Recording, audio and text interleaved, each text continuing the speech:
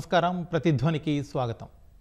సగటు నవదంపతుల నుంచి పాలకుల వరకు కలవరపెడుతున్న మాట సంతానలేమి. గతంతో పోలిస్తే అన్నీ మారాయి. ఆదాయాలు పెరిగాయి, సౌకర్యాలన్నీ అంది వచ్చాయి. కానీ పుట్టే పిల్లల సంఖ్య మాత్రం తగ్గిపోతుంది. తగ్గుతున్న స్పెర్మ్ కౌంట్, పీసీఓస్, ఎండ్రోమెట్రియోసిస్, ఐవీఎఫ్ ఇలా ఎన్నో సమస్యలు, సవాళ్లు. నగరాలు పట్టణాల్లోనే కాదు, గ్రామాల్లోనూ అదే అలజడి. పురుషుల్లో 1973 నుంచి 2018 వరకు స్పెర్మ్ సామర్థ్యం 51% తగ్గిపోయిందంటున్నాయి అధ్యయనాలు. మహిళల్లో గర్భధారణ సమస్యలు నిద్రలేని రాత్రుల్ని తెచ్చిపెడుతున్నాయి. ఫలితంగా ఒకప్పుడు పతి పత్ని బేటా ఔర్ బేటీ అన్న కథలు ఇప్పుడు చాలా వరకు ఫెర్టిలిటీ క్లినిక్ గోడలకే పరిమితమవుతున్నాయి. అసలు ఎందుకు ఈ ఫెర్టిలిటీ కలకలం? సంతానలేమికి కారణాలేంటి, పరిష్కారాలేంటి, ఎవరి చేతుల్లో ఉన్నాయి అనే అంశంపై ఈరోజు ప్రతిధ్వని చర్చ చేపట్టింది. మన చర్చలో పాల్గొంటున్న వారు డాక్టర్ సుధారాణి బైరాజు గారు, సీనియర్ గైనకాలజిస్ట్, ఇన్ఫెర్టిలిటీ ఐవీఎఫ్ నిపుణులు, birth right by Rainbow Hyderabad. Doctor Surendra గారు, ఆండ్రాలజిస్ట్ అండ్ యూరాలజిస్ట్ హైదరాబాద్. అలాగే డాక్టర్ లోకేష్ గారు, general physician, Amara hospital Tirupati. Sudharani గారు, నవ యువ దంపతుల్లో సంతానలేమి సమస్యలు చాలా వరకు పెరుగుతున్నాయి. దీనికి ప్రధాన కారణం ఏంటి? ఒకప్పటితో పోల్చితే ప్రతి 6 జంటల్లో ఒకరికి ఈ సమస్య ఉందని గణాంకాలు చెబుతున్నాయి. ఎలాంటి ఇండికేషన్స్ ఇస్తున్నాయి ఈ లెక్కలు? అందరికీ నమస్కారం. మీరు అడిగిన ప్రశ్న చాలా వ్యాలిడ్. ఈ మధ్య కాలంలో నేను ప్రాక్టీస్ మొదలుపెట్టినప్పటి నుంచి దాదాపుగా 15 సంవత్సరాలు అయిపోయింది. నాకు నేనుగానే చూస్తా ఉన్నాను. చిన్న పిల్లలు 20 ఏళ్ళు 30 ఏళ్ల లోపల ఉండే పిల్లలకి సంతానం ప్రాబ్లం వస్తూ ఉంది.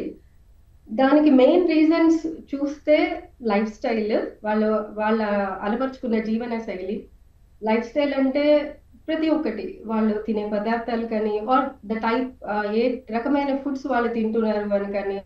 ఈ మధ్య కాలంలో వచ్చే స్విగ్గీ ఆర్డర్లు, జంక్ ఫుడ్ అవన్నీ ఎక్కువైపోయాయి.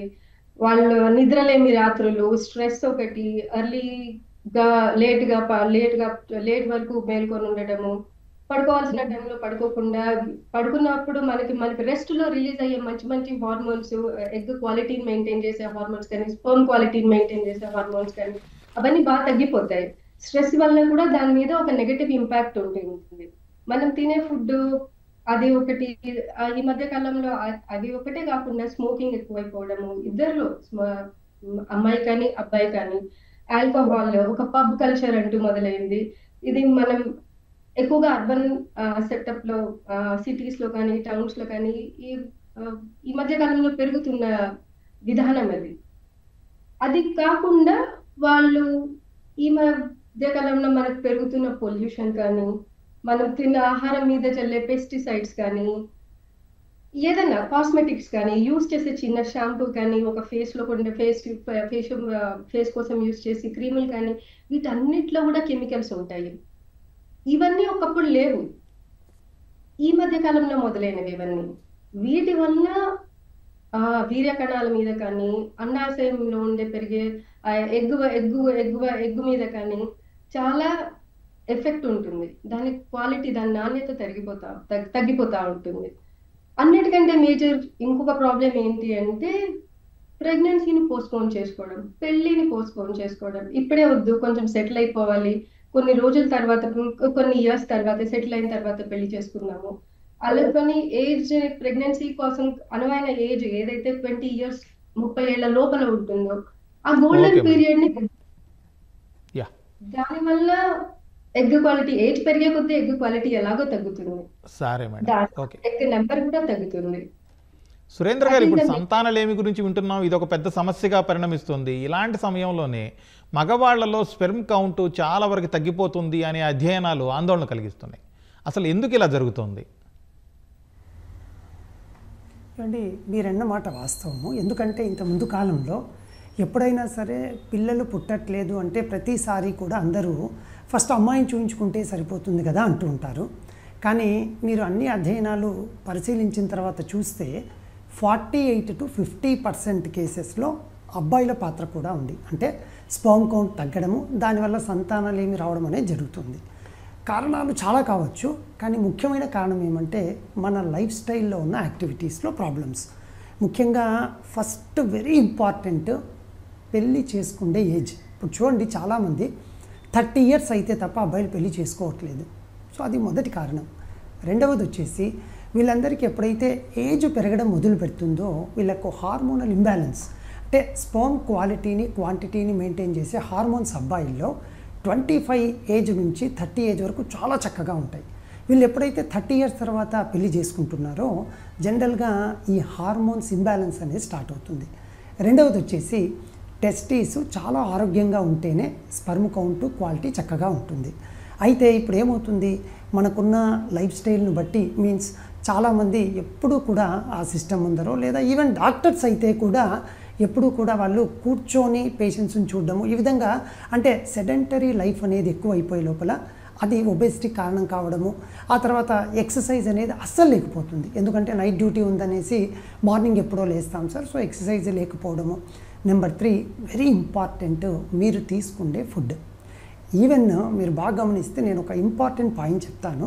మనం వాడే ప్లాస్టిక్ బాటిల్ మీరు ఎప్పుడైనా షాప్లో చూడండి BPA ఫ్రీ అంటాడు. What is BPA? బిస్ఫెనాల్ ఏ.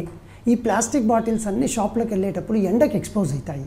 అప్పుడు ఏమవుతుందంటే ఈ బిస్ఫెనాల్ ఏ అనే కాంపోనెంట్ ఎక్కువ అయిపోయి, అంటే ఎప్పుడైతే ప్లాస్టిక్ ఎండకి ఎక్స్పోజ్ అవుతుందో టెంపరేచర్కి, దానివల్ల కూడా స్పర్మ్ కౌంట్ తగ్గుతుందనేది రీసెంట్ అధ్యయనం. అంటే మీరు సింపుల్గా వాటరే కాదు, అది కూల్ డ్రింక్ కావచ్చు, ఏదైనా కావచ్చు. రెండవది, చాలామందికి వ్యారికోసిల్ మిస్ అవుతూ ఉంటారు. టెస్టిస్లో వ్యారికోసిల్ అనేసి రక్తనాళాల్లో ఉండే వాల్వ్ డిఫెక్ట్ వల్ల వస్తుంది. దీనివల్ల ఎటువంటి సిమ్టమ్స్ లేకపోవడంతో నాకేం ప్రాబ్లం లేదు కదా అలా నడిపిస్తాంలే అనుకుంటూ ఉంటారు.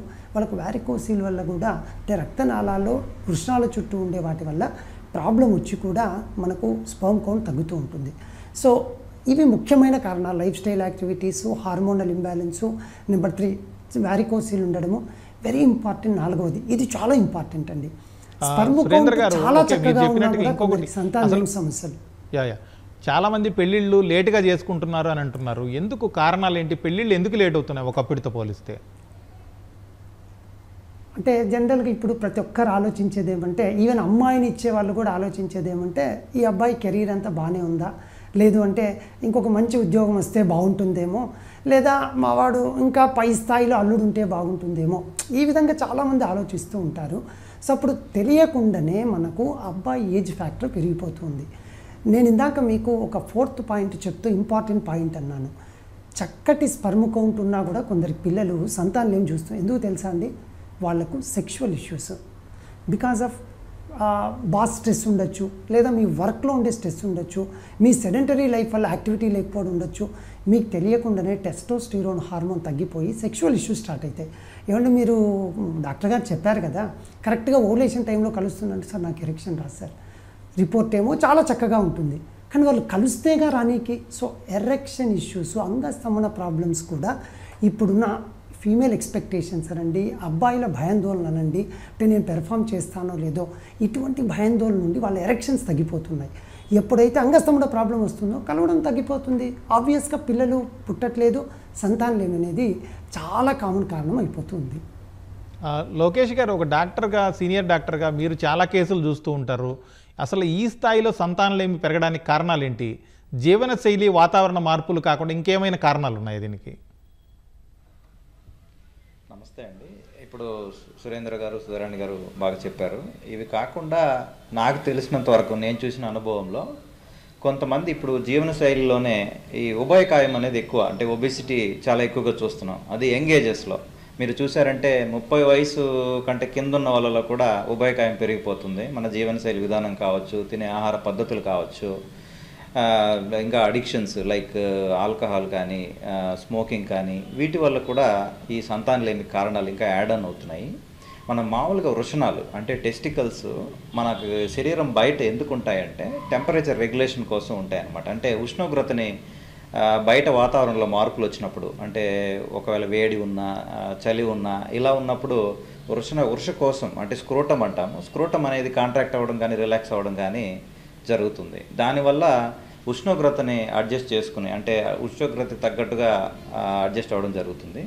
ఇప్పుడు మనం జీవనశైలి విధానంలో ఈ సెడెంటరీ లైఫ్ స్టైల్ కానీ, అంటే కదలిక లేకపోవడం, ఎక్సర్సైజ్ వ్యాయామం లేకపోవడం, ఎక్సెసివ్ స్ట్రెస్, నైట్ షిఫ్ట్స్ అనుకోవడం కానీ, లేదా డేలోనే ఎక్కువ స్ట్రెస్ తీసుకోవడం, ఇవన్నీ కాకుండా మెయిన్గా మనం చూసామంటే ఇప్పుడు టైట్ క్లాతింగ్ అంటాం. కొంతమంది బాగా టైట్ క్లాతింగ్ వేసుకుంటారు. దానివల్ల కూడా ఈ యొక్క స్పర్మటోజెనిసిస్ అంటే యొక్క స్పర్మ్ కౌంట్ అనేది తగ్గడం జరుగుతుంది. తర్వాత వేడి ఎక్సెసివ్ హీట్, ఫోన్ వాడకం మనం కింద పాకెట్లో పెట్టుకోవడం వల్ల కూడా హీట్ ఎక్కువ జనరేట్ అయ్యి దానివల్ల కూడా మనకి స్పర్మ్ కౌంట్ అనేది తగ్గడం, స్పర్మటోజెనిసిస్ అనేది తగ్గడం జరుగుతుంది. అంటే ఉత్పత్తి అనేది తగ్గడం జరుగుతుంది వేడి వల్ల. ఇంకా ల్యాప్టాప్ వాడకం ఎక్కువ మంది మనం చూసామంటే ఈ వర్క్ ఫ్రమ్ హోమ్ వచ్చాక అసలు ఇంకా ఇంట్లోనే ల్యాప్టాప్ పైన పెట్టుకొని ఆ రిలీజ్ అయ్యే ఆ హీట్ వల్ల ఈ వీర్య కణాల ఉత్పత్తి అనేది తగ్గడం జరుగుతుంది. వీటిపైన అధ్యయనాలు కరెక్ట్గా లేకపోవచ్చు, కానీ మనకు తెలిసిన విధానం ప్రకారం ఈ వేడి అనేది ఎక్కువ అవడం వల్ల కూడా వీర్య కణాల ఉత్పత్తి అనేది తగ్గడం జరుగుతుంది. వీటన్నిటికీ అది ఇప్పుడు మనం అనుకోవచ్చు, మనం బాగానే ఉన్నాం కదా, పెళ్ళి 2-3 సంవత్సరాలు అయింది, ఎందుకు ఇంకా సంతానం జరగట్లేదు అని చాలామంది అడుగుతుంటారు యాక్చువల్గా. కానీ వాళ్ళలో చూసామంటే మనం ఉభయకాయం కానీ, థైరాయిడ్ కానీ, ఇంకా రివర్సిబుల్ ట్రీట్ చేయగలిగే జబ్బులు కూడా మనకు చాలా కనపడతాయి. కాబట్టి ఎలాంటి అప్పుడు టెస్టులు చేసుకోవాలి అనేది కూడా మనకి చాలా ఇంపార్టెంట్ అండి. లోకేష్ గారు, ఇప్పుడు మీరు అన్నారు సెల్ ఫోన్ కింది ప్యాకెట్లో పెట్టుకోవడం వల్ల, లేకపోతే ల్యాప్టాప్ వాడడము, ఇలాంటి వాటి వల్ల కూడా సమస్య వస్తుంది, వీర్యకణాలు తగ్గిపోతున్నాయి అంటున్నారు. అలాంటి వాటి వల్ల ఏ స్థాయిలో సమస్య వస్తుంది, ఎంత % అది ప్రాబ్లం అవుతుంది? యాక్చువల్గా దీనిపైన కరెక్ట్గా అధ్యయనాలు జరగలేదు. మిగతా వాటికి ఇది తోడ్పడుతుంది అనమాట. ఇంకా అంటే ఆల్రెడీ ఉభయకాయం ఉన్నోళ్ళు కానీ, మిగతా యాడ్ అండ్ రిస్క్ ఫ్యాక్టర్స్ ఉంటాయి కదా, ఉభయకాయం వల్ల కావచ్చు, లేదా మధుమేహం, షుగర్, డయాబెటీస్ వల్ల కావచ్చు, థైరాయిడ్ వల్ల కావచ్చు, వాటితో పాటు ఇది కూడా ఒక 10-20% కాంట్రిబ్యూట్ చేయొచ్చు అనేది ఒక అధ్యయనంలో వెల్లడైంది. కాకపోతే ఇంకా కరెక్ట్ ప్రూవన్ అంటే రీసెర్చ్ దీనిపైన కరెక్ట్గా లేదనమాట. ఫోన్ వాడకం వల్ల ఎగ్జాక్ట్గా ఏం జరుగుతుంది ఎందుకు అనేసి. దాంట్లో హైపోథెటికల్గా అనుకున్నది ఏంటంటే హీట్ జనరేట్ ఎక్కువ అవడం వల్ల వీర్యకణాల ఉత్పత్తి అనేది తగ్గడం జరుగుతుందని భావిస్తున్నారు. సుధారాణి గారు, ఇప్పుడు మహిళల్లో గర్భధారణ సమస్యలకు ప్రధాన కారణాలు ఏంటి? లేటు వయసు పెళ్లిళ్లతో పాటు వైద్య ఆరోగ్యపరంగా మీరు గమనించిన ఇష్యూస్ ఏమైనా ఉన్నాయా? పెళ్ళిళ్ళు లేట్ గా చేసుకోవడం వల్ల actually best age for pregnancy is always in there 20s. వాళ్ళు 20 వయసులో ఉన్నప్పుడే పెళ్లి చేసుకుంటే కనుక ఆ టైంలో ఎగ్ క్వాలిటీ అంతా బాగుంటుంది, ఎగ్ నెంబర్ కూడా బాగుంటుంది. కాబట్టి ఈవెన్ అబ్బాయిలకు కూడా అదే వర్తిస్తుంది. వాళ్ళలో ఉండే స్పర్మ్ కౌంట్ కానీ క్వాలిటీ కానీ తగ్గదు. కాబట్టి అది బెస్ట్ ఏజ్. కాకపోతే ప్రెగ్నెన్సీని కానీ లేట్ మ్యారేజెస్ వల్ల మనకి వాళ్ళు వర్క్ చేసే కండిషన్స్ వల్ల కానీ, వాళ్ళు ఎక్స్పోజ్ అయ్యే వాతావరణ కండిషన్స్ వల్ల కానీ నెమ్మదిగా ఈ క్వాలిటీ తగ్గుతుంది. దానికి తోడు ఏజ్ పెరిగే కొద్దీ వాళ్ళలో ఒక మెడికల్ కండిషన్స్ కూడా స్టార్ట్ అవుతాయి. అంతకుముందు లేనివన్నీ స్టార్ట్ అవుతాయి. బీపీ పెరగడం కానీ, థైరాయిడ్ పెరగడం కానీ, డయాబెటీస్ రావడం కానీ, ఒబేసిటీ అనే ఉబకాయం అనే డాక్టర్ లోకేష్ గారు చెప్పారు, చాలా పెద్ద సమస్య అది.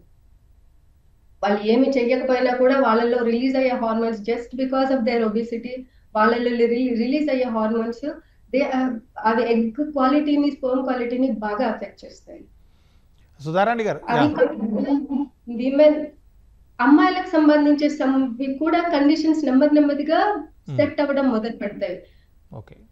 ఓవరీలో ఉండే హార్మోన్స్ ప్రాబ్లము, ఎండోమెట్రియోసిస్ అని, చిన్నగా ఉండే మన అప్పటి వరకు లేని ఫైబ్రాయిడ్స్ పెరిగిపోవడం కానీ, గడ్డలు అవి పెరగడం కానీ, ఈ సిస్ట్లు రావడం కానీ, ఎండోమెట్రియోసిస్ అని, పెల్విక్ ఇన్ఫెక్షన్స్, ఇవన్నీ నెమ్మదిగా ఏజ్ని బట్టి పెరుగుతూ ఉంటాయి. అవన్నీ కూడా ప్రెగ్నెన్సీ రావడం అంటే గర్భధారణ సమస్యకి దోహదపడుతూ ఉంటాయి. ఓకే సుధారాణి గారు, ఇప్పుడు మీరు అన్నారు మగవాళ్ళు ఒబేసిటీ ఉంటే స్పెర్మ్ కౌంట్ ప్రాబ్లం వస్తుంది, దానివల్ల ప్రెగ్నెన్సీ రావడానికి ఇబ్బంది అవుతున్నారు. ఒకవేళ ఆడవాళ్ళు ఒబేసిటీ ఉన్నా పర్వాలేదా? ఓన్లీ మగవాళ్ళ గురించి? నేను ఇద్దరి గురించి చెప్పానండి. ఒబేసిటీ మగవాళ్ళకి ఎంత ఇంపార్టెంట్, ఆడవాళ్ళలో కూడా అదే రకమైన ఎఫెక్ట్ ఉంటుంది. ఓకే, దాని వల్ల కూడా హార్మోన్ ప్రాబ్లమ్స్ వస్తాయి, వాళ్ళ పీరియడ్స్ సరిగ్గా రావు. ఓకే, వచ్చిన ఎగ్ మీద ఎగ్ క్వాలిటీ మీద దాని ఎఫెక్ట్ పడుతుంది. ఎగ్ సరిగ్గా డెవలప్ కాకపోవడము, ఎగ్ క్వాలిటీ సరిగ్గా ఉండకపోవడము, బోలెడనే సమస్యలు వస్తాయి దాని నుంచి కూడా. ఓకే, చాలా మందిలో అమ్మాయిలు కొంచెం వెయిట్ తగ్గిరా అని చెప్తారు. అప్పటి వరకు ఎన్ని ట్రీట్మెంట్స్ ఇచ్చినా ప్రెగ్నెన్సీ రానిది వెయిట్ తగ్గగానే ఆ నెలలోనో మరుసటి నెలలో వాళ్ళకి ఈజీగా ప్రెగ్నెన్సీ వస్తుంది. ఇది చాలా మందికి అర్థం కాదు. చెప్తే అందరు చెప్పేదేలే అనుకుంటారు, కానీ అది వాళ్ళకి ఏ విధంగా ప్రెగ్నెన్సీ ఈ ఇన్ఫర్టిలిటీ ప్రాబ్లం కి లీడ్ చేస్తుంది అనేది వాళ్ళకి అసలు అర్థం కాదు. Okay madam. ఖచ్చితంగా వాళ్ళు రీకమ్స్ అయ్యి వాళ్ళ డైట్ మొదలెట్టి ఎక్సర్సైజ్ మొదలుపెట్టి కొంచెం వాళ్ళలో ఉండే ఒక 10% 5% వెయిట్ లాస్ ఉంటే కూడా ప్రెగ్నెన్సీ మనం ఇచ్చే ట్రీట్మెంట్ కి మంచి రెస్పాన్స్ ఉంటుంది, వాళ్ళగా ప్రెగ్నెన్సీ వచ్చేదానికి కూడా ఛాన్సెస్ ఎక్కువ. సుధారాణి గారు, మీరు అన్నట్టుగా ఒబేసిటీ అనేది గర్భధారణకు ఏ స్థాయిలో అడ్డుపడుతుంది, ఎంత % దానివల్ల ప్రాబ్లం ఉంటుందంటారు? ఒబేసిటీ ఉండే వాళ్ళలో ఆల్మోస్ట్ ఇప్పుడు ఒబేసిటీ ఉండే వాళ్ళకి లేని వాళ్ళకి కంపేర్ చేస్తే కనుక ఒబేసిటీ ఉండే వాళ్ళలో ఆల్మోస్ట్ 18 to 20% ఇన్ఫర్టిలిటీ రేట్ ఉంటుంది, ఇంక్రీజ్డ్ రేట్. అండ్ అది పైకి వెళ్ళేదే కానీ కంట్రోల్ చేసుకోకపోతే తగ్గేది కాదు. ఓకే. సురేంద్ర గారు, ఇప్పుడు ఇంతకుముందు లోకేష్ గారు అన్నట్టుగా చాలామంది ఫోన్ కింది జేబులో పెట్టుకోవడం, లేకపోతే ల్యాప్టాప్ ఎక్కువగా వాడడం, వీటికి తోడుగా ఎక్కువ మంది ఈ కాలంలో ఉద్యోగాలంటే ఏవో కొన్ని ఇతరత్ర చిన్న షాపులు, దుకాణాలు వీటిలో పనిచేసే ఇలాంటి పనులు కాకుండా ఆఫీస్ వర్క్ అంటే ప్రధానంగా కంప్యూటర్ల ముందు కూర్చొని ఉండడం, ఎక్కువసేపు దాని ముందు కూర్చొని ఉండడం, అలాగే లేకపోతే డ్యూటీ అయిపోయిన తర్వాత కూడా కంటిన్యూగా ఫోన్ చూస్తూ ఉండడం, ఫోన్ని యూజ్ చేయడం, దీనివల్ల స్ట్రెస్ ఇట్లా రకరకాల సమస్యలు వస్తున్నాయి. ఇవి ఏ స్థాయిలో ప్రభావితం చేస్తున్నాయి గర్భధారణ సమస్యని? సో యూజువల్గా లోకేష్ డాక్టర్ గారు చెప్పినట్లు ఒకటి టెంపరేచర్ పెరగడం, ఉష్ణోగ్రత. బట్ రెండవది వెరీ ఇంపార్టెంట్, అందరూ తెలుసుకోవాల్సింది ఏమంటే ఈ ల్యాప్టాప్స్ అనండి, any electronic gadget, mobile phone అనండి, ఏ ఫామ్లో ఉన్నా కూడా వీటి నుంచి వచ్చే ఎలక్ట్రోమాగ్నెటిక్ వేవ్స్. రీసెంట్గా చేసిన రీసెర్చ్లో, పరిశోధనలో తెలిసింది ఏమంటే ఈ హై ఎలక్ట్రోమాగ్నెటిక్ వేవ్స్ సో ఎప్పుడైతే పాకెట్లో కింద పెట్టుకుంటున్నారో అంటే టెస్టిస్కి దగ్గరగా ఉంటుంది. సో అప్పుడు ఏమవుతుంది అంటేను స్పెర్మటోజెన్సిస్, సో స్పర్మ్ ప్రొడ్యూస్ అయ్యే లేయర్, జెమ్ సెల్ లేయర్ అంటారు, దాని మీద ఎఫెక్ట్ పడడంతో ఆ ఎలక్ట్రోమాగ్నెటిక్ వేవ్స్ వల్ల ఆ ప్రొడక్షన్ ఏదైతే లేయర్ జెమ్ సెల్ లేయర్ ఉంటుందో ఆ జెమ్ సెల్ లేయర్లో చిన్నపాటి డిఫెక్ట్ రావడం వల్ల ప్రొడక్షన్ అనేది తగ్గిపోతుంది. ఒకవేళ ప్రొడక్షన్ వచ్చినా కూడా క్వాలిటీ ఆఫ్ ది స్పర్మ్ అంటే చాలామంది మిస్ అయ్యేది ఏమంటే నాకు 20-30 మిలియన్స్ ఉన్నాయి కదా, ఆ ప్రెగ్నెన్సీ వచ్చేస్తుందిలే అనుకుంటారు. కాదు, క్వాలిటీ అంటే స్పర్మ్కు చక్కటి మొటిలిటీ ఉండాలి. వీళ్ళు పాల్గొన్న తర్వాత స్పర్మ్ యోని నుంచి యూజువల్గా ఎగ్గున్న ప్లేస్కి వెళ్ళాలంటే మొటిలిటీ అనేది ఉండాలి. అది చాలా ఇంపార్టెంట్. అది కూడా ఈ ఎలక్ట్రోమాగ్నెటిక్ వేవ్స్ వల్ల దెబ్బతింటుంది. ఒకవేళ ఎగ్గు వరకు రీచ్ అయిన తర్వాత కూడా ఎగ్ని పెనట్రేట్ చేసే గుణం, దాన్ని ఏమంటారంటే స్ట్రక్చర్ ఆఫ్ ది స్పర్మ్, మా భాషలో ఏమంటారు మార్ఫాలజీ, అంటే స్పర్మ్కు మార్ఫాలజీ అనేది కూడా చక్కగా ఉండాలి. సో క్వాలిటీ మూమెంట్ పరంగా ప్లస్ పెనట్రేట్ చొచ్చుకొని పోయే విధంగా ఉండే మార్ఫాలజీ పరంగా బాగుంటేనే అప్పుడే మనకు చక్కటి న్యాచురల్ ప్రెగ్నెన్సీ వస్తుంది. ఎప్పుడైతే ఇవన్నీ ఎలక్ట్రానిక్ గ్యాడ్జెట్స్ వాడుతూ ఉన్నామో ఇప్పుడు ఏమవుతుంది అంటేను వీటి వల్ల ఆ జెమ్ సెల్ డిఫెక్ట్ అయిపోయి లోపల ప్రొడక్షను తగ్గుతుంది. దాంతోపాటు ఈ స్పర్మ్ క్వాలిటీ అంటే కౌంట్ ఉన్నా కూడా క్వాలిటీ తక్కువ ఉండడం వల్ల, నాణ్యత లేమి వల్ల సంతానలేమి సమస్య అనేది యూజువల్గా ఇంకోటి చూడండి ఎక్కువ అయిపోతుంది. ఇప్పుడు ఎవరి దగ్గర ఫోన్ లేదు, ఏజ్ నుంచి వాడితే ఇంత ముందు కాలంలో మా పేరెంట్స్ దగ్గర కూడా ఉందో లేదో నాకు గుర్తులేదు. బట్ ఇప్పుడేంటి, పిల్లవాడు భోజనం చేయలేదంటే సెల్ ఇస్తారు, లేదా ఇంకొంచెం నెక్స్ట్ ఇప్పుడు మీరు అన్నారుగా ఈ కోవిడ్ ఇంకోటి వస్తే ఆన్లైన్ క్లాసెస్ అప్పుడు వాడుతున్నారు. ప్రతి చోట ఈ ఎలక్ట్రానిక్ గ్యాడ్జెట్స్ వాడడం ప్రతి ఏజ్లో, అంటే ఏంటి, స్పెర్మటోజెనసిస్ స్టార్ట్ కాక మునిపే మనం సెల్ ఫోన్స్ ఈ ల్యాప్టాప్స్ అన్ని వాడుతున్నాం. కాబట్టి స్టార్ట్ అయ్యే క్రమంలోనే మొదట్లోనే రూట్స్లోనే ప్రాబ్లం వస్తుంది. దయచేసి ఈ ఎలక్ట్రానిక్ గ్యాడ్జెట్స్ తగ్గిస్తే మంచిది. నాట్ ఓన్లీ స్పర్మ్, వేరే అన్నిటికి కూడా, బట్ ఎక్స్క్లూసివ్గా ఈ జెమ్ సెల్ లేయర్ మీద ఎఫెక్ట్ ఉంటుంది. కాబట్టి ఇది రీసెంట్గా వచ్చిన అధ్యయనము, ఇంకా పరిశోధన జరుగుతుంది. కాబట్టి ఇది వచ్చింది అంటే దీని ప్రభావం ఇంత ఉంది. కాబట్టి దాన్ని ఖచ్చితంగా తగ్గించుకుంటేనే మనకు మంచి ఫలితాలు అనేవి వస్తాయన్నమాట. లోకేష్ గారు, ఇప్పుడు మీరు ఇంతకుముందు చెప్పినట్టు ఫోన్లు కింది ప్యాకెట్లో ప్యాంట్ కింది ప్యాకెట్లో పెట్టుకోవడం వల్ల సమస్యలు వస్తున్నాయి, మగవాళ్ళు వేరికణాలు సమస్య వస్తుంది అన్నారు. అయితే ఇంకొకటి ఏంటంటే, ఒకవేళ పై జేబులో పెట్టుకుంటే గుండెకి సంబంధించి సమస్య వస్తుందని, లేకపోతే నిద్రపోయేటప్పుడు తల పక్కన పెట్టుకుంటే మెదడుకు సమస్య వస్తుందని, ఇలా రకరకాల మాటలు వింటూ ఉంటాం. చాలామంది భయపడుతూ ఉంటారు.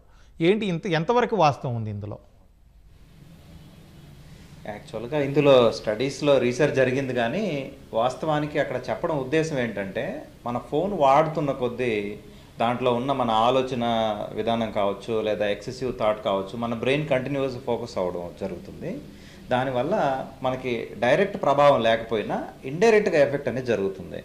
ఎగ్జాక్ట్గా ఇందాక మన సురేంద్ర గారు చెప్పినట్టు ఎలక్ట్రోమాగ్నెటిక్ వేవ్స్ అనేది హార్ట్ పైన కూడా ఎఫెక్ట్ అయ్యే అవకాశం ఉంది, ప్లస్ బ్రెయిన్ పైన. అంటే మన బ్రెయిన్ నైట్ టైం ఏం జరుగుతుందంటే ఎగ్జాక్ట్గా కన్సాలిడేషన్ ఆఫ్ మెమరీ, మన డే టైంలో ఏదైతే నేర్చుకుంటామో, ఏదైతే మనం చూస్తామో అవన్నీ జరుగుతుంది. అట్ ద సేమ్ టైం కణాలకి, సెల్స్కి కూడా రెస్ట్ దొరకడం జరుగుతుంది. ఈ మన ఫోన్ పక్కనే పెట్టుకొని పలుమార్లు అంటే రిపీటెడ్గా దాన్నే చూడడం వల్ల ఈ థాట్ ప్రాసెస్ దానిపైన పడడం కానీ, మన కంప్లీట్ స్లీప్ సైకిల్ అనేది జరగదు. సో పూర్తిగా ఫుల్ స్లీప్ అనేది ఉండదు. ఇంకా హార్ట్కి కూడా ఈ ఎలక్ట్రోమాగ్నెటిక్ వేవ్స్ ఎఫెక్ట్ అవ్వడం వల్ల కొంచెం వరకు హార్ట్లో కూడా బ్లాక్స్ ఉంటే ఆ కండక్షన్ ప్రాబ్లమ్స్, ఇంటర్ఫిరెన్స్ ఉంటుందని కొన్ని అధ్యయనాలు వెల్లడైనాయి. కానీ పూర్తిగా దీంట్లో ఇంకా రీసెర్చ్ అనేది మనకు జరగాల్సి ఉంది. అందుకే కొంతమంది పేషెంట్స్కి ఏం చెప్తామంటే ఫోన్ పక్కనే పెట్టుకోకుండా కొంచెం దూరంగా పెట్టి రింగ్ టోన్ కూడా మరీ లౌడ్గా భయానకంగా ఉండే రింగ్ టోన్స్ పెట్టుకోకుండా చాలా కూల్గా మనసుకి ఆహ్లాదంగా ఉండే ఫ్లూట్ మ్యూజిక్ కానీ ఇలాంటివి పెట్టుకోవడం వల్ల మనకి బ్రెయిన్కి నిద్రలో కూడా ఒకవేళ రింగ్ వస్తే వినపడినా కానీ పీస్ ఆఫ్ మైండ్ డిస్టర్బ్ అవ్వకుండా ఉండే ఛాన్సెస్ ఎక్కువ ఉంటాయండి. ఓకే లోకేష్ గారు, ఓకే సార్ మీరు చెప్పినట్టుగానే ఇంకొకటి, ఒకవేళ ఫోన్ అనేది ఆధునిక జీవనంలో మన జీవితంలో ఒక భాగం అయిపోయింది. ఫోన్ వాడని వాళ్ళు లేరు, దాని అవసరాలు కూడా అలా ఉంటున్నాయి. అలాంటప్పుడు ఫోన్ని ఏ విధంగా వాడితే బెటర్ అంటారు? మంచి క్వశ్చన్ అడిగారండి. యాక్చువల్గా నిజానికి చెప్పాలంటే మా ఇంట్లోనే మా భార్య గారు అంటుంటారు, నీకు ఇంకో పెళ్ళం ఉంది కదా ఫోను, దాంతోనే ఉండండి, నేను రాను అని. సో దాంట్లో నేను చెప్పాలనుకుంటే ఏంటంటే మన ఫోన్ని నిజంగా ఎంతవరకు వాడాలి, ఈ స్క్రీన్ టైం అనేది పెంచుకోవడం వల్ల స్లీప్ డిస్టర్బెన్స్ కావచ్చు, లేదా మన కాన్సన్ట్రేషన్ కూడా కంప్లీట్గా ఒకదానిపైన సరిగా ఉండదు. ఇంపార్టెంట్ వాటికి టైమింగ్స్ పెట్టుకోవడం. ఈవినింగ్ ఈ టైంలోనే కాల్ చేయండి, నైట్ చేయకండి. ఇప్పుడు మనం బిజినెస్ పీపుల్ ఉంటారు, వాళ్ళు కంపల్సరీ, ఇప్పుడు మాకు కూడా నైట్ కాల్స్ వస్తుంటాయి యాజ్ ఎ డాక్టర్గా, వైద్యులుగా. వాళ్ళకి ఎమర్జెన్సీ కాల్స్ మాత్రమే మేము అటెండ్ చేయడం చెప్తుంటాము. మిగతా టైంలలో వాళ్ళకి టైమింగ్ ఇస్తాము, ఈ టైంలోనే చేయండి అని. సో సాయంత్రం వేళల్లో ఫ్యామిలీ టైం ఎక్కువ మనం స్పెండ్ చేసామంటే ఫోన్ సైలెంట్లో పెట్టేసి ఇంపార్టెంట్ కాల్స్ ఏమైనా ఉంటే ముందే మాట్లాడి తర్వాత సైలెంట్లో పెట్టి పడుకోవడం కూడా మనకి చాలా ఉపయోగపడుతుంది. మెయిన్గా స్క్రీన్ టైం అనేది తగ్గించుకొని ఆ టైమింగ్, పర్టికులర్ టైమింగ్ అనేది మనం రెడ్యూస్ చేసుకోవడం.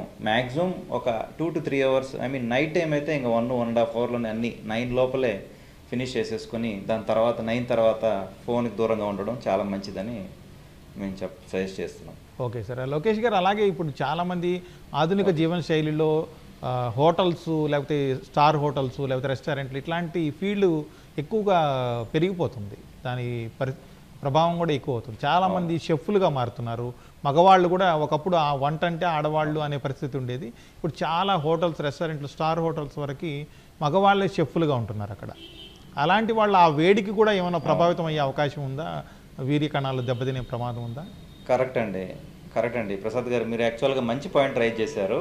ఈ యొక్క హీటింగ్ విధానం మీరు గమనించారంటే ఇప్పుడు ఈ చెఫ్లు అందరూ ఏం చేస్తారంటే ఎక్సెసివ్ హీట్, అందులో రెస్టారెంట్లో అందరూ సగం మంది పైన తినేది ఫ్రై ఐటమ్సే తింటారు, ఎవరికి బాయిల్డ్ ఐటమ్స్ నచ్చదు. ఈ ఫ్రై ఐటమ్స్ ఎప్పుడైతే హై టెంపరేచర్లో చేస్తారో ఆ తినే ఫుడ్ ప్రాబ్లము, ఆ చేసే వాళ్ళకు కూడా ఎలాంటి ప్రాబ్లమ్స్ వస్తాయంటే ఈ స్క్రోటం అనేది, అంటే వృషకోశనం అంటాం కదా, అది ఎక్కువ టెంపరేచర్ ఎక్స్పోజ్ అవ్వడం వల్ల కూడా ఈ స్పర్మటోజెనిసిస్ అంటే వీర్యకణాల ఉత్పత్తి పైన ప్రభావం పడుతుంది. అదే కాకుండా కూడా అంత హై టెంపరేచర్లో ఈ ఫ్రై ఐటమ్స్ చేయడం వల్ల మనకి ఈ శ్వాసకోశ సంబంధిత వ్యాధులు కూడా ఎక్కువ అవుతాయి. ఉన్న ఆస్తమా కానీ లేదా సిఓపిడి కానీ ఇవన్నీ కూడా ట్రిగ్గర్స్గా, అంటే మనం ఉన్న సమస్యని ఇంకా పెంచడం కానీ జరుగుతుంది అనమాట. సో మనం వీళ్ళకందరికీ ఎలాంటి సలహాలు ఇస్తామంటే అలాంటి టెంపరేచర్ ఉన్నప్పుడు మనం పర్ఫెక్ట్ క్లాతింగ్, అంటే టెంపరేచర్ లోపలికి వెళ్లకుండా క్లాతింగ్ కూడా మరీ టైట్గా లేకుండా కొంచెం లూజ్ క్లాతింగ్ వేసుకొని టెంపరేచర్ రెగ్యులేట్ చేయగలే వాతావరణంలో ఉండాలి. మనము కొంచెం డిస్టెన్స్గా చేయడం కానీ, లేదా ఇలాంటి సమయంలో రిస్క్ ఫ్యాక్టర్స్ ఉన్న వాళ్ళు, ఈ ఒబేసిటీ కానీ లేదా డయాబెటీస్ కానీ, వీళ్ళు ఇంకా కొంచెం జాగ్రత్తలు పాటిస్తే మంచిదనేది సలహా మేము చెప్తున్నామండి. సుధారాణి గారు, ఇప్పుడు మహిళల్లో గర్భధారణ సమస్య, దీనికి సంబంధించి మీరు ఇంతకుముందే చెప్పారు. అయితే పీసీఓస్, ఎండోమెట్రియోసిస్, థైరాయిడ్ డిజార్డర్స్ ఇలాంటివన్నీ పెరిగిపోయాయి ఈ మధ్యకాలంలో. ఈ పరిస్థితులు ఏ విధంగా హ్యాండిల్ చేయాలంటారు? సరే, పీసీఓఎస్ ఖచ్చితంగా పెరిగింది. పీసీఓఎస్ ఒకటి ఏంటంటే లైఫ్ స్టైల్ డిసీజ్. ఎండోమెట్రియోసిస్ కానీ థైరాయిడ్ కూడా కొంత మేరకు లైఫ్ స్టైల్ వల్ల, ఫుడ్ వల్ల కానీ, ఎక్స్పోజర్ ఊబకాయం వల్ల కానీ వీటి వల్ల కూడా పెరుగుతుంది. ఎండోమెట్రియోసిస్ చాలా వరకు it's not related to the life style, but ఆ స్ట్రెస్ పెరగడం వల్ల కొన్ని ఇండికేషన్స్ వల్ల, బట్ ఎండోమెట్రియోసిస్ పెద్దగా పెరగదు. కానీ అన్నిటికంటే పెద్ద సమస్య ఈ మధ్య కాలంలో పిల్లల్ని వేధించేది అంటే పాలిసిస్టిక్ ఓవరీస్, PCOS అన్నారు కదా, అది ఖచ్చితంగా లైఫ్ స్టైల్ డిజీజ్. దానికి ట్రీట్మెంట్ అంటూ ఉంటే కనుక కరెక్షన్ ఆఫ్ లైఫ్ స్టైల్ అండి. అది చిన్న పిల్లలు ఉన్నప్పుడు వాళ్ళు అంటే ఒక్కసారి వాళ్ళకి ప్యూబర్టీ స్టార్ట్ అయిన తర్వాత, వాళ్ళ పీరియడ్స్ మొదలైన తర్వాత తల్లిదండ్రుల నుంచి తీసుకోవాల్సిన కేర్ ఇది. వాళ్ళకి కూర్చోపెట్టి ఈ మధ్యకాలంలో చదువులు కూడా అలానే ఎక్కువైపోయాయి. ఎంతసేపు కూర్చోనము, బయటికి వెళ్ళి ఆడుకోకపోవడం, ఫిజికల్ యాక్టివిటీ తగ్గిపోవడము, ఎంతసేపు కంప్యూటర్ మీదే పనులు చేసుకోవడం, ల్యాప్టాప్లు కానీ మొబైల్స్ కానీ చెక్ చేసుకోవడం, పిల్లలు కూడా బయటికి వెళ్ళి ఆడడం, అవన్నీ తగ్గిపోయాయి. ఇవన్నీ కంట్రిబ్యూట్ చేస్తాయి పాలిసిస్టిక్ ఓవరీస్ రావడం కోసం. వెయిట్ గెయిన్, దానివల్ల వెయిట్ గెయిన్ రావడము, దానివల్ల మళ్ళీ ముందు వాళ్ళు ఏజ్ పెరిగే కొద్దీ వాళ్ళకి ఇన్ఫర్టిలిటీ ప్రాబ్లమ్స్ అన్ని వస్తూ ఉంటాయి. ఇది హ్యాండిల్ చేయాలంటే మొదట చిన్నప్పుడే పిల్లలకి సరైన ఆహారం, చిప్స్ పెట్టడము, కేకులు, ఆ జంక్ ఫుడ్ అవంతా అవాయిడ్ చేయడం పెద్దల నుంచి మొదలవుతుంది. తల్లిదండ్రులు నుంచి మొదలు పెట్టేది. అంటే అమ్మాయిల కోసమే అని చెప్పట్లేదు PCOS, అబ్బాయిలకైనా కూడా అంతే. వాళ్ళకు కూడా ఇవన్నీ కండిషన్స్, స్పర్మ్ మీద ప్రాబ్లం రాకూడదు అంటే చిన్నప్పటి నుంచి తల్లిదండ్రులు తీసుకోవాల్సిన కేర్. ఆహారం తీసుకోవాలి, they have to make sure కి అమ్మాయిలు కానీ అబ్బాయిలు కానీ ఆడుకునే టైంలో వెళ్ళి ఆడుకొని రారు. ఎంతసేపు చదువులు వాళ్ళకి టార్గెట్ ఇచ్చి నీకు ఇందులో సీట్ రావాలి, అందులో సీట్ రావాలి, పాపం 7వ క్లాసు 6వ క్లాసు 8వ క్లాసుల నుంచి మొదలు పెట్టేసేసి వాళ్ళని బయటికి వెళ్ళనీయకుండా, ఆటలు అనేవే లేదు అసలు పిల్లలకి. Exercise makes a big difference. ఇంతకు ముందు లోకేష్ గారు కూడా, సురేంద్ర గారు కూడా చెప్పారు, అది మెడిసిన్ లాగా పనిచేస్తుందండి. పాలిసిస్టిక్ ఓవరీస్ కి మేము ఇచ్చే medicine is nothing but what and exercise can do. Exercise లో ఏవైతే ట్రీట్మెంట్ వస్తుందో ఆటోమేటిక్ గా అవి మెడిసిన్స్ ఇవ్వస్తాం. మెడిసిన్స్ తింటామంటారు కానీ ఎంతసేపు ఎక్సర్సైజ్ కంటూ వెళ్ళారు. But that makes a lot of difference. చిన్నప్పటి నుంచి పిల్లలకి అది అలవాటు చేయాలి. థైరాయిడ్ రాదు, PCOS తగ్గుతుంది. ఎండోమెట్రియోసిస్ అంటే ఏజ్ పెరిగే కొద్దీ తర్వాత కాలంలో వచ్చే డిసీజ్ కాబట్టి దాని మీద పెద్ద కంట్రోల్ ఉండదు. బట్ మేజర్ గా లైఫ్ స్టైల్ చేంజెస్ ఉంటే కనుక మనం చాలా PCOS, థైరాయిడ్ రాకుండా ట్రై చేయొచ్చు. ఓకే సురేంద్ర గారు, ఇప్పుడు వీర్యం కౌంట్ బాగా తగ్గిపోవడం, అలాగే క్వాలిటీ పడిపోవడం, వీటితో పాటు ఫెర్టిలిటీ విషయంలో అబ్బాయిలు ఇంకా ఎదుర్కొంటున్న సమస్యలు ఏంటి?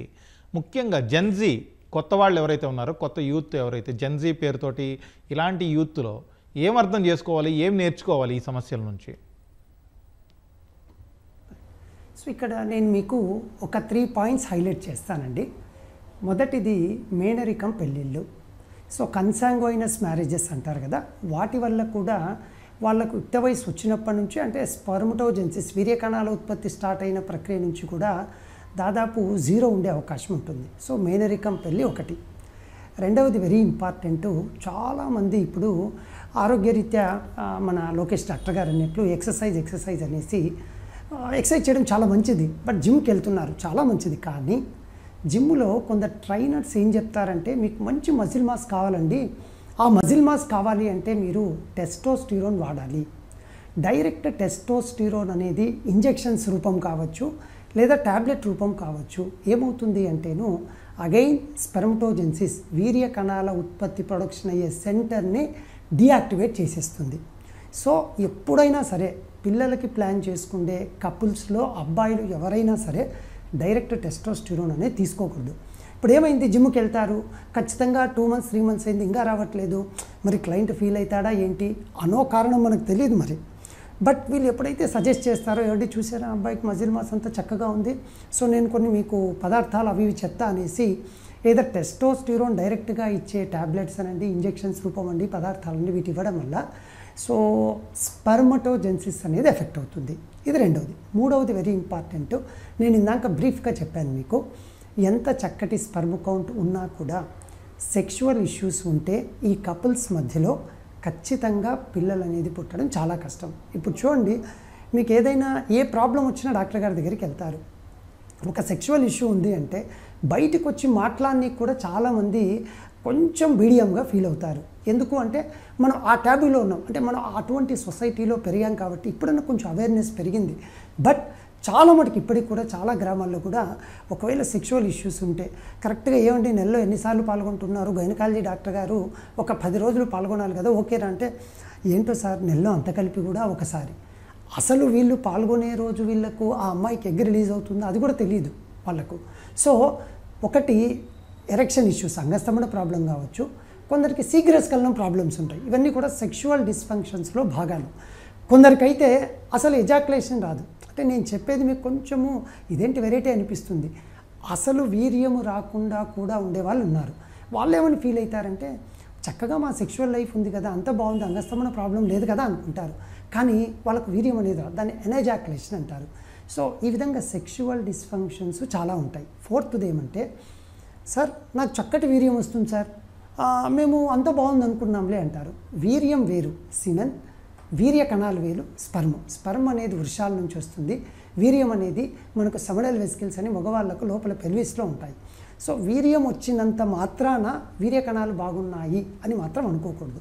సో వాళ్ళు ఖచ్చితంగా సీమన్ అనాలిసిస్, సో వీర్యంకు సంబంధించిన చిన్నపాటి టెస్ట్ చేయించుకోగలిగితే నిజంగా వీర్యం బాగుండి వీర్య కణాలు లేవా, లేదు వీర్యంలో ఉన్న వీర్య కణాల్లో క్వాలిటీ తక్కువ ఉందా, సో ఇవన్నీ కూడా బయటపడతాయి. ఇవన్నీ ఎప్పుడు వస్తాయి అంటే అబ్బాయి కానీ అమ్మాయి కానీ ఎంతో సఖ్యతగా ఆ కపులు సార్ 2-3 years అయింది సార్ పెళ్ళయ్యి, ఇదేదో ప్రాబ్లం ఉన్నట్టుంది మాకని ఒక అడుగు ముందుకు వేయగలిగితే, ఒక మంచి గైనకాలజీ డాక్టర్ గారిని, ఒక మంచి ఆండ్రాలజీ డాక్టర్ గారిని కలవగలిగితే చిన్నపాటి సిమెన్ టెస్ట్ చేస్తారండి అబ్బాయికి, తేడా ఉంది దానికి కారణం కనుక్కొని కూడా చిన్నపాటి టెస్టులు ఉంటాయి. ఆ 2-3 ఇన్వెస్టిగేషన్స్ చేసిస్తే ప్రాబ్లం బయటపడితే వీటన్నిటికీ కావాల్సింది వీరిద్దరి సఖ్యత. ఆ ప్రాబ్లం నీదిలే నువ్వు చూసుకో అని అమ్మాయి అనడము, లేదా నాకేం ప్రాబ్లం ఉంది మీకే కదా ఈ విధంగా వీటిని అధిగమించగలిగితే ఖచ్చితంగా సంతానం లేని సమస్యను మనం చాలా చక్కగా ట్రీట్ చేసుకోవచ్చు. లోకేష్ గారు, అలాగే ఇప్పుడు కొంతమంది జంటలు వైఫ్ అండ్ హస్బెండ్ ఇద్దరు చాలా ఫిట్గా ఉంటారు, ఆహారపు అలవాట్లు కూడా బాగుంటాయి, అయినా కూడా కొంతమందికి ఫెర్టిలిటీ సమస్యలు కనిపిస్తుంటాయి. వాళ్ళకి ఏంటి ప్రాబ్లం? ఇంటర్నల్ హెల్త్ లేకపోతే ఇతరత్ర ఒత్తిళ్ళు ఇలాంటివి ఏమన్నా ఇబ్బంది పెడుతున్నాయి అంటారా అలాంటి వాళ్ళని? కరెక్ట్ అండి ప్రసాద్ గారు, మంచి క్వశ్చన్ అడిగారు. యాక్చువల్లీ ఇందాక సురేందర్ గారు చెప్పినట్టుగా మగవాళ్ళల్లో మేము యాజ్ ఏ ఫిజిషియన్స్గా మేము చూసేది ఏంటంటే కొంతమందికి అవుట్ పేషెంట్ మాకు ఓపీలో వస్తుంటారు, సార్ నేను సరిగా సెక్స్లో పాల్గొనలేకపోతున్నాను, సరిగా చేయలేకపోతున్నాను అంటూ వస్తుంటారు చాలామంది. దానికి నేను వాళ్ళకి ఏం చెప్తానంటే వాళ్ళంతా ఫిట్గా ఉంటారు, మెడికల్గా చెకప్ కూడా చేస్తుంటారు. వాళ్ళు ఏం చేస్తారంటే వాళ్ళకి ఒక విధమైనటువంటి పర్ఫార్మెన్స్ యాంగ్జైటీ ఉంటుందండి. అంటే నేను కరెక్ట్గా పర్ఫామ్ చేయలేనేమో అదొక సెల్ఫ్ కాన్ఫిడెన్స్ తక్కువ ఉంటుంది. దాన్ని మనం పర్ఫార్మెన్స్ యాంగ్జైటీ అంటాం. ఈవెన్ దో మీరు మెడికల్ టెస్టులు అన్నీ చేసేసినా కూడా ఇద్దరి కపుల్స్లో బాగుంటాయి, కానీ దీనివల్ల సరిగా నిజంగా పెనిట్రేషన్ జరగకపోవడము, జరిగినా కానీ అసలు వీర్యం రిలీజ్ కాకపోవడము, ఎరెక్టైల్ డిస్ఫంక్షన్ కానీ లేదా ప్రీమెచ్యూర్ ఎజాక్యులేషన్ కానీ ఉంటుంది. దీనికి యాక్చువల్గా మేము చాలా వరకు ఏం చేస్తుంటామంటే వాళ్ళకి అన్నెసరిగా ఈ వయాగ్రా కానీ సిల్డినాఫిల్ కానీ టడలాఫిల్ కానీ మందులు రాయకుండా జస్ట్ ఒక మల్టీవిటమిన్ ఒకటి ఇచ్చేసి మీరు బాగా చేయగలరు, మంచిగా వాళ్ళకి నిజంగా కొంచెం సెక్స్ ఎడ్యుకేషన్ చేస్తామండి. అంటే ఈ ఫోర్ ప్లే ఇవన్నీ కొంచెం బాగా చేయడం కానీ, తర్వాత ఇంకొంచెం బాగా టైం తీసుకోండి, ఎక్కువ యాంగ్జైటీ ఫీల్ అవుతండి, రిలాక్స్గా చేయండి, మీ కపుల్స్ ఇద్దరు కొంచెం టైం స్పెండ్ చేయండి. ఇప్పుడున్న బిజీ లైఫ్లో ఇద్దరు కలిసి మాట్లాడుకోవడమే ఉండదండి. సో వాళ్ళ పైన లవ్ అండ్ ఎఫెక్షన్ ఎప్పుడైతే ఉండదో అసలు రియల్ లవ్ లైఫ్ కానీ సెక్స్ లైఫ్ కానీ బెడ్రూమ్లోనే స్టార్ట్ కాదు. మిగతా టైంలో కూడా మనం వాళ్ళతో ఎంత ప్రేమగా ఉంటున్నాం, పెళ్ళైన కొత్తలో మనం ఎంత లవ్ లైఫ్కి బాగా ఎంజాయ్ చేస్తున్నాం అనేది కూడా చాలా ఇంపార్టెంట్ విషయము. దీన్ని మనం చాలా నెగ్లెక్ట్ చేసుకుంటాం. ఇప్పుడున్న బిజీ లైఫ్లో నైట్ షిఫ్ట్స్ కావచ్చు, లేదా డే టైం కూడా ఎక్కువ అవర్స్ టైం ఉండొచ్చు. మనం ఎంతసేపు సెల్ ఫోన్ చూసుకోవడం, ల్యాప్టాప్లో ఏదో సోషల్ మీడియాలో చాట్ చేసుకోవడం, ఇలా ఉండడం వల్ల మన భాగస్వామితో టైం సరిగా స్పెండ్ చేయలేకపోతాం. దాన్ని ఇది మళ్ళీ at the same time they will have performance anxiety. ఈ పురుషాంగం చిన్నదని భయపడడం కానీ, లేదా ఇంకా ఏదో వీడియోస్ చూసి నేను ఇంకా బాగా చేయాలనుకోవడం కానీ, ఇలాంటి వాటి వల్ల కూడా మనకి ఇబ్బందులు ఎదురవుతుంటాయి. వాళ్ళకి మేము సింపుల్గా కౌన్సిలింగ్ ఇచ్చి ఒక మల్టీవిటమిన్ ఇచ్చి మీకు మంచి మందు ఇచ్చాము, దీన్ని వాడుకొని బాగా చేయండి అంటే వాళ్ళు నెక్స్ట్ హ్యాపీగా చేయగలుగుతున్నారండి. ఓకే, ఇంకా సంతానలేమి సమస్య అనేది కూడా దానికి దూరం అవటం జరుగుతుంది. ఓకే సుధారాణి గారు, ఇప్పుడు ఈ సంతానలేమి సమస్యకు IVF, IUI, సరోగసి ఇలాంటివే పరిష్కారాలా, లేకపోతే లైఫ్ స్టైల్ ఇతర అంశాల్లో ఏమైనా మార్పులు చేసుకుంటే నవతరం జంటల్లో ఏమైనా మార్పులు వచ్చే అవకాశం ఉందంటారా? ప్రతిసారి ఐవీఎఫ్, ఐయుఐ ఇవే చేయించుకోవాల్సిన అవసరం లేదండి. ఖచ్చితంగా వాళ్ళ జీవనశైలి, వాళ్ళ లైఫ్ స్టైల్లో వాళ్ళు చేంజెస్ తీసుకొని వస్తే కనుక వాళ్ళుగా ప్రెగ్నెంట్ అయ్యే ఛాన్సెస్ ఉంటాయి. కాకపోతే ఎప్పుడు లైఫ్ స్టైల్ చేంజెస్ మనం తీసుకురావాలి అనేది సమస్య. నన్ను అడిగితే కనుక ఎవరైనా సరే, అబ్బాయిలు కానీ అమ్మాయిలు కానీ, ఒక్కసారి వాళ్ళ యుక్త వయసుకు వచ్చిన తర్వాత, వాళ్ళ స్టడీస్ అయిపోయిన తర్వాత, పెళ్ళైన వెంటనే, లేదంటే పెళ్లి ఇప్పుడే చేసుకోకూడదు, జాబ్ చేయాలి అనుకుంటే మటుకు ఒక్కసారి సరైన గైనకాలజిస్ట్ కానీ కలిసి, ఆర్ ఇంకా చెప్పాలంటే ఫర్టిలిటీ స్పెషలిస్ట్ ని ఒకసారి కలిసి వాళ్ళు ఒక్కసారి టెస్ట్ చేయించుకొని, యూట్రస్ బాగానే ఉందా, ఫైబ్రాయిడ్స్ లేవు కదా, ఎండోమెట్రియోసిస్ లేదు కదా, పాలిసిస్టిక్ ఓవరీస్ బాగానే ఉన్నాయి కదా, ఇవి చెక్ చేసుకొని, నా ఎగ్ రిజర్వ్ బాగుందా లేదా, ఇవి ఒక్కసారి చెక్ చేసుకొని అన్ని బాగుంటే కనుక ఆ తర్వాత వాళ్ళ ఫ్యూచర్ గురించి ఆలోచించవచ్చు. అదే విధంగా అబ్బాయిలకు కూడా నేను చెప్తాను, సురేంద్ర గారు ఒప్పుకుంటే కనుక వాళ్ళు కూడా ఒక్కసారి ఏదో ఒక టైంలో 20 దాటిన తర్వాత, మరి 30 తర్వాత వరకు పోస్ట్పోన్ చేసుకోకుండా ముందుగానే మనం ఈ సమస్యల్ని ఐడెంటిఫై చేస్తే కనుక, ఇప్పుడు ఒక అమ్మాయికే అనుకోండి, నాకు ఒకసారి నేను చెక్ చేసుకోవాలనుకుంటున్నాను, నాకంతా బాగానే ఉందా లేదా, నేను ఇప్పట్లో పెళ్లి చేసుకోవాలనుకోవట్లేదు అంటూ వాళ్ళకి ఒకసారి సింపుల్ స్క్రీనింగ్ ఒక స్కాన్ చేసి, వాళ్ళకి ఓవేరియన్ రిజర్వ్ టెస్ట్లు చేసి, అమ్మ రిజర్వ్ బాగాలేదు, మీరు ఇప్పుడే పెళ్లి చేసుకోకూడదు అనుకుంటే ఒక ఆప్షన్ ఉంది, ఎగ్ని ప్రిజర్వ్ చేసుకోవచ్చు. ఎగ్ ఫ్రీజింగ్ అంటారు, సైడ్ ఫ్రీజింగ్ అంటారు, అదొక ఆప్షన్ ఉంది. అది యంగ్, ఎందుకంటే ఎగ్ కి age of the women is very important. Age ఎంత తక్కువగా ఉంటే అంత మంచి ఛాన్సెస్ ఆఫ్ ప్రెగ్నెన్సీ ఉంటాయి. రిజర్వ్ ఇప్పుడే తక్కువ ఉంది అంటే కనుక ఈ టైంలో ఎగ్ ఫ్రీజ్ చేసుకొని పెట్టుకొని, ఆ తర్వాత కాలంలో ఆ అమ్మాయి ఎప్పుడు కావాలి అని అనుకుంటే అప్పుడు ప్రెగ్నెన్సీ కోసం, అంటే పెళ్లి అయిన తర్వాత, ఎప్పుడైనా పార్ట్నర్ ఉన్న తర్వాత, తనగా ప్రెగ్నెన్సీ రాలేదంటే ఎప్పుడైనా వచ్చి ఈ ఎగ్స్ ఏవైతే తను ఫ్రీజ్ చేసుకొని పెట్టుకుందో దాన్ని యూజ్ చేసుకోవచ్చు. దాని ఛాన్సెస్ బాగుంటాయి. అవన్నీ మనం లైఫ్ స్టైల్ చేంజెస్ నేను 30 దాటిన తర్వాత చేస్తాను అంటే అప్పటికే ఏమంటారు, చేతులు కాలాక ఆకులు పట్టుకోవడం అని, అలాంటిది వరకు రాకుండా వాళ్ళు 30లో వరకు రీచ్ అవ్వక ముందే వాళ్ళు కనుక ఒకసారి కన్సల్ట్ చేసుకుని సరైన మెజర్స్ తీసుకుంటే, స్పర్మ్ ఫ్రీజింగ్ కానివ్వండి, ముందుగానే ఐడెంటిఫై చేస్తే, మనం ముందే ట్రీట్మెంట్స్ తీసుకుంటే కనుక ఈ ఇన్ఫర్టిలిటీ ఇష్యూస్ అనేది చాలా వరకు అవాయిడ్ చేయొచ్చు. Okay madam. సురేంద్ర గారు, ఇప్పుడు ఒకవైపు ప్రభుత్వాల అధినేతలే కనీసం 3 కనండి, మన దేశంలో జనాభా తగ్గిపోతుంది అని ప్రజలందరికీ పిలుపునిస్తున్నారు. ఇలాంటి సమయంలో ఇక్కడ యాక్చువల్గా చూస్తే మాత్రం తొలిబిడ్డ ముచ్చటే తీరడానికి పరిస్థితి ఉంది. ఈ సంక్షోభం గట్టెక్కాలంటే ఏం చేయాలంటారు? ఏమండి, ఫస్ట్ అంటే మీరు అనేది కరెక్టే. సో ఎంతమంది కంటే అంతమందికి ఇట్లా కంటే బాగుంటుంది అంటున్నారు అనేది వాస్తవము. అయితే నేనేమంటానంటేను, ఫస్ట్ ఎవరైతే ఈ మాట చెప్పారో అంటే ప్రభుత్వం వాళ్ళు, అబ్బాయి వీలైనంత త్వరగా సెటిల్ అయ్యేటట్టు లైఫ్లో, అది చిన్న ఉద్యోగం కావచ్చు, మీడియం స్థాయి ఉద్యోగం కావచ్చు, అది కల్పించగలిగితే యూజువల్గా వాళ్ళు ఎర్లీగా పెళ్లి చేసుకోవడం జరుగుతుంది. సో చక్కగా ఎప్పుడైతే ఎర్లీగా మీన్స్ అదేదో మళ్ళీ 19-20 సంవత్సరాలు నేను చెప్పను, 24-25కి మ్యారేజ్ చేసుకోగలిగితే ఖచ్చితంగా సెక్షువల్ ఇష్యూస్ ఉండవు, వీళ్ళిద్దరి మధ్యన తారతమ్యాలు ఉండవు, ఏజ్ డిఫరెన్స్ రాదు.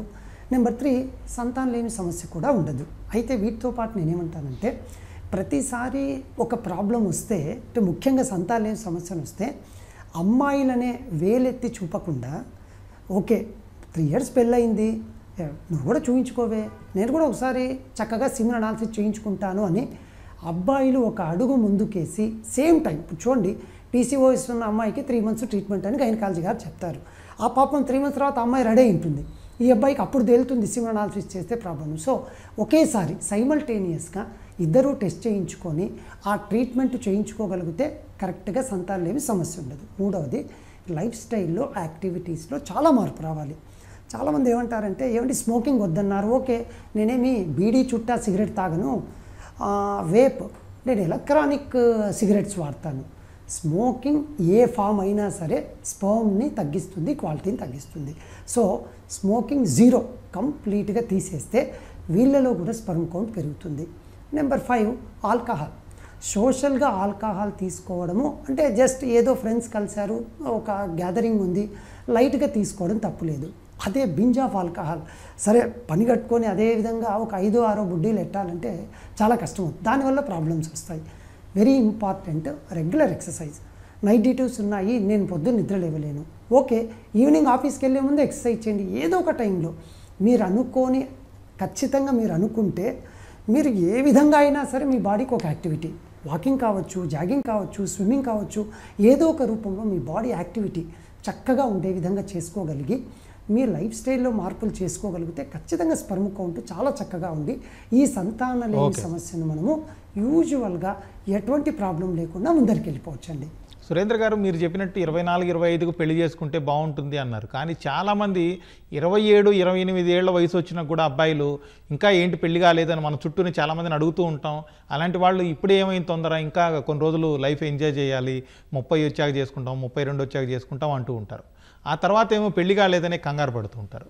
ఇలాంటి వాళ్ళకి ఏం చెప్పాలంటారు? అలాంటి వాళ్ళ మనస్తత్వాన్ని ఏ విధంగా మార్చాలంటారు? ఖచ్చితంగా అండి, అబ్బాయిలు అయితే మాత్రము ఒకవేళ ఇప్పుడే ఏంటి పెళ్ళి, నేను ఎంజాయ్ చేయాలి అనుకుంటే అట్లీస్ట్ 29-30 లోపలైన పెళ్ళి చేసుకుంటే మంచిది. నెంబర్ 2, ఇక్కడ ప్రాబ్లం ఏమొస్తుందంటే, చెప్పారుగా డాక్టర్ గారు 30 లోపల చేసుకున్నాను అని అంటారు వ్యంగ్యంగా. కానీ వీళ్ళు ఏం చేస్తారంటే, సార్ ఇప్పుడుగా సార్ ఎంజాయ్ చేయాల్సింది, 30కి మీరు చెప్పినట్టు చేసుకున్నాను, మేము ఇంకొక 4-5 ఇయర్స్ తర్వాత ప్లాన్. ఇది డేంజర్. మీరు ఒకవేళ ఆల్రెడీ కొంచెం 30కి వచ్చి ఉంటే దయచేసి లేట్ లేకుండా వీలైనంత త్వరగా పిల్లల్ని ప్లాన్ చేసుకోవడం కరెక్ట్. ఎందుకంటే ఇప్పుడున్న జనరేషన్లో having a baby is a bless. ఆ విధంగా అయిపోయింది. ఎందుకు అంటే చెప్తున్నాగా, స్ట్రెస్. మీరు ఏ విధంగా అయినా చూడండి, అది ఫ్యామిలీలో పెళ్ళైన తర్వాత స్ట్రెస్ కావచ్చు, లేదా మీ ఆఫీస్లో ఉన్న బాగా స్ట్రెస్ కావచ్చు. వీటిని తగ్గించుకోగలిగితే చక్కగా మంచిగా ఒక బాబు లేదా పాపతో చక్కటి లైఫ్ ఉంటుంది. లోకేష్ గారు, ఇప్పుడు మొత్తం ఈ పరిస్థితులన్నీ చూస్తున్నాం కదా సార్, ఇంత మనం చర్చించుకున్నాం. ఈ ప్రస్తుత పరిస్థితుల్లో ప్రతి జంట పెళ్లికి ముందే ఫెర్టిలిటీ పరీక్షలు లాంటివి చేయించుకుంటే బెటర్ అంటారా? అలాగే ప్రివెంటివ్ హెల్త్ పరంగా ఏం చేయొచ్చు, మీరేం సజెస్ట్ చేస్తారు? యాక్చువల్గా మంచి క్వశ్చన్ అడిగారు ప్రసాద్ గారు. ఎలాంటి వాళ్ళు ముందే మనం పరీక్ష చేసుకోవాలి అనుకుంటే, ఎవరికైతే కొన్ని మనకి తెలిసిన విషయాలు, ఇప్పుడు చాలామందికి అవగాహన ఉండదు, మనం బాగానే ఉన్నాం కదా, యాక్చువల్గా వాళ్ళకి ఒబేసిటీ అనేది ఒక డిసీజ్గా తెలియదు, ఒక జబ్బుగా పరిగణించరు. నేను వెయిట్ ప్రకారంగానే ఉంటాం అనుకుంటారు. కాకపోతే వాళ్ళకి చెక్ చేస్తే ఒబేసిటీ కానీ, డయాబెటీస్ కానీ, థైరాయిడ్ కానీ, పీసీఓఎస్ కానీ, ఇలా స్పర్మ్ కౌంట్ తక్కువ ఉండడం కానీ ఇలాంటి తెలుస్తుంది. సో ఇవన్నీ మనకి బయటికి ఎలా తెలుస్తాయి? చెక్ చేస్తేనే కదా తెలుస్తుంది. మరి మనం ఎలాంటప్పుడు చెక్ చేసుకోవాలి అనుకుంటే, మనకి ఇప్పుడు లేడీస్లో ఒకవేళ ఇర్రెగ్యులర్ మెన్స్ట్రువల్ సైకిల్స్ ఉన్నాయి, చాలా పెయిన్ఫుల్ సైకిల్స్ ఉన్నాయి, వెయిట్ ఎక్కువ పెరిగిపోతున్నాము, లేదా ఈ డయాబెటీస్ సిమ్టమ్స్ ఏమైనా ఉన్నాయి, లేదా ఎక్సెసివ్ యూరినేషన్ కానీ, లేదా ఇంకా ఫ్యామిలీ హిస్టరీలో ఏమన్నా గైనకలాజికల్ డిజార్డర్స్ కానీ, డయాబెటీస్ కానీ, థైరాయిడ్ కానీ, ఐఎమ్ సారీ, ఇలాంటి సమస్యలు ఉన్నప్పుడు మనం ముందుగానే, అంటే ప్లానింగ్ ముందుగానే, ప్రెగ్నెన్సీ ప్లానింగ్ ముందుగానే, సార్ నీళ్లు తాగేట్టుకుంటూ తాగండి, వివాహం ముందు కావచ్చు. డాక్టర్ గారు నీళ్లు తాగేట్టుకుంటూ తాగండి.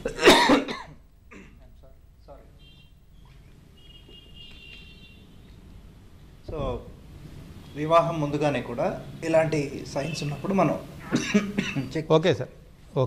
సురేంద్ర గారు. ఓకే డాక్టర్ గారు చెప్పినది కరెక్ట్ అండి. ఎందుకంటేను సో టెస్ట్లు అనేటివి ఖచ్చితంగా చేయించుకోవాల్సిన పెళ్ళికి ముందు అవసరం లేదు స్పర్మ్. కానీ మీ ఏజ్ కనుక 30 దాటితే, ఒక్కసారి ఏజ్ 30+ అయింది కాబట్టి యూజువల్గా ఏజ్ పెరగడంతో కూడా టెస్టోస్టెరాన్ హార్మోన్ తగ్గడము, స్పర్మ్ కౌంట్ క్వాలిటీ తగ్గడం జరుగుతుంది. కాబట్టి 35 అయితే మాత్రం ఖచ్చితంగా పెళ్ళికి ముందు స్పర్మ్ టెస్ట్ చేయించుకోవడం మంచిది. 30 to 35 ఉంటే ఒకసారి సరే అవుతుంది కదా చెక్ చేయించుకోవడంలో తప్పు లేదు. అంతే తప్ప ప్రతి ఒక్కరూ పెళ్ళయ్యే ముందు ఖచ్చితంగా స్పర్మ్ టెస్ట్ చేయించుకోవాల్సిన అవసరం అయితే లేదు. సురేంద్ర గారు, అలాగే కొంతమంది పగలంతా డ్యూటీ చేసి వచ్చాం, అలసిపోయాం అని రాత్రిప్పుడు నిద్రపోతూ ఉంటారు. ఇలాంటి వాళ్ళలో సెక్స్ లైఫ్ చాలా ఇంబ్యాలెన్స్గా ఉంటుంది. అలాంటి వాళ్ళు ఎలాంటి జాగ్రత్తలు తీసుకోవాలంటారు? అండి, మీకు ఎంత స్ట్రెస్ ఉండి పొద్దున ఎంత వర్క్ చేసిన మార్నింగు మీరు మీ బెడ్రూమ్కి కొంత టైం కల్పించాల్సిందే. సార్ నేను చక్కగా సంపాదిస్తున్నాను, అన్నీ బాగున్నాయి సార్, మా ఆవిడ ప్రతి ఇయర్ నేను ఆవిడ కలిసి చక్కగా మేము ఫారిన్ ట్రిప్ అన్నీ వెళ్ళొస్తున్నాం అంటారు. కానీ మనకున్న సమాజంలో అంటే ఎవరు కానీ లేడీసు ఏంటో సెక్షువల్ లైఫ్ మంది బాగలేదే అని ఏ లేడీ కూడా వాళ్ళ హస్బెండ్ని అడగరండి. మీరు గమనించండి బాగా, అది మీకు నెక్స్ట్ డే తెలుస్తుంది దాని ఇంపాక్ట్. ఖచ్చితంగా ఓకే సార్. మీ బెడ్రూమ్ లైఫ్ బాగుంటేనే నెక్స్ట్ డే చాలా చక్కగా ఉంటుంది. కంక్లూడ్ చేద్దాం సార్. ఖచ్చితంగా సెక్షువల్ లైఫ్ కేటాయించే సమయం చేయించాలండి. Thank you sir. ఇది వాళ్ళ ప్రతిధ్వని. నమస్కారం.